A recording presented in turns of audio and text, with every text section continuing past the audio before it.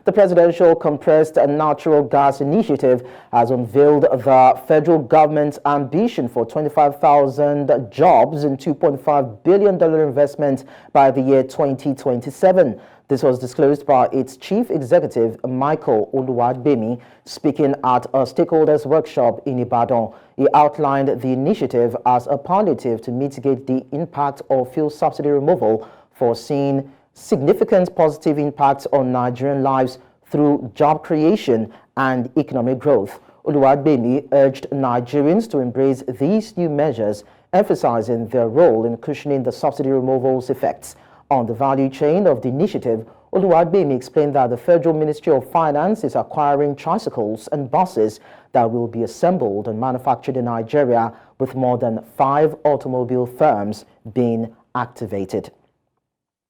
Joining me on the news to discuss this is Uwagie Kenneth, who is HSE consultant. Thank you so much for joining us on the news. Good evening, and thank you for having me. So we know that for some, aside the fact that these will provide jobs and bring in investments, some are more concerned about the safety of converting gasoline, most especially their cars, to the use of CNG. And we know that CNG is actually stored in high pressure tanks. And for a car, if it is improperly handled or poorly maintained, it can lead to ruptures, probably fires or explosions. So I'd like you to just tell us, would you still consider the use of CNG as a safe tool for cars, most especially those who would want to convert their gasoline-powered cars to CNG? Okay, good evening, and thank you again for having me. It's one of the best decisions ever thought about in the last one decade, and it's a good one. It's also nice to know that we are not just thinking of something; we are also thinking about the safety of the use of CNG. It's mainly compressed natural gas. If we are concerned with the safety, it's fine. Now, the truth being told, there are risks associated with the use of CNGs, but with a whole lot of control measures put in place, these risks will, for us, would have been reduced to as low as reasonably practicable for us to take that risk. It's not different from the use of petrol. It's not different from the use of diesel. I will say here, it's actually better because the risk associated is actually reduced, most especially with the fact that the impact to the environment is managed, with the use of CNG vehicles. Truth be told, most of the risks associated are fire, explosions. Natural gas is one of the hydrocarbons, okay, we use in our industries.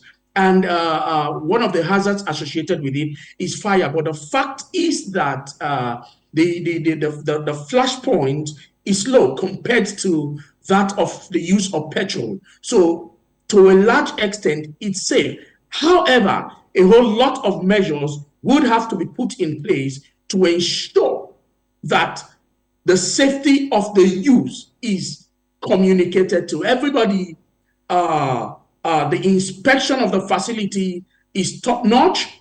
The conversion process is considered, safety in design and the conversion process is considered while doing this. If all of this can be put in place with government regulation, government has a whole lot of part to play in this, most especially with regulations and with monitoring the compliance to every of these legislations and every of these regulations to manage it. If we can put this in place, it's not a big deal. For me, it's safer and cheaper than the use of petrol and diesel for our vehicles. And globally, it helps as much as possible to reduce the impact on our environment, which presently we are all driving towards to ensure sustainability.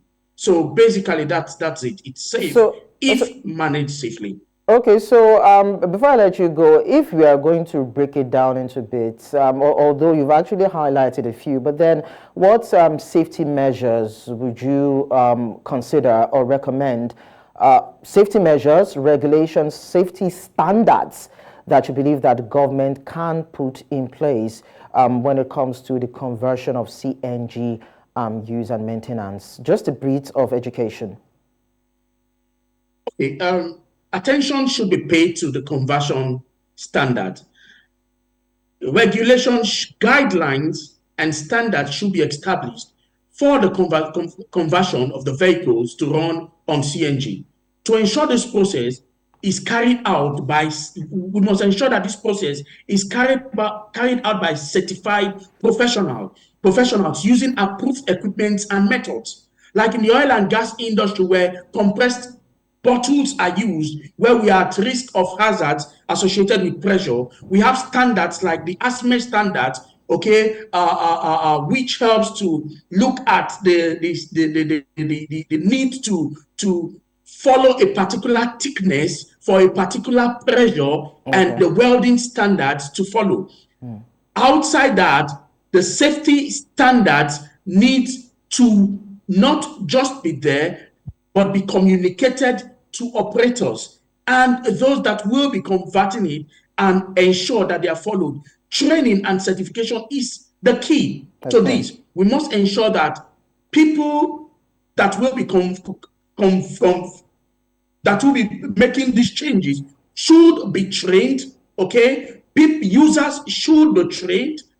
The government officials who are going for inspection should be trained on the expectation of using a CNG. Quality control should be top-notch. It should be written and followed. Regulatory oversight is key to ensuring that this happens.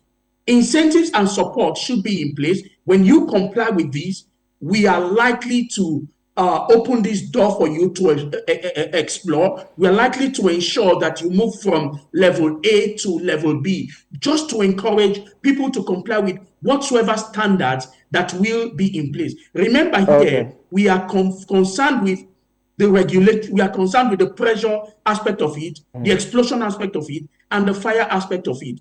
Users also should not be taken off this process. Users should also be taught on the safety precautions, the risks associated with it, the safety precautions that should be taken for the use of CNG on their vehicles. All right, Kenneth, Uwagie, thank you so much for sharing your insights with us. We appreciate that. Thank you.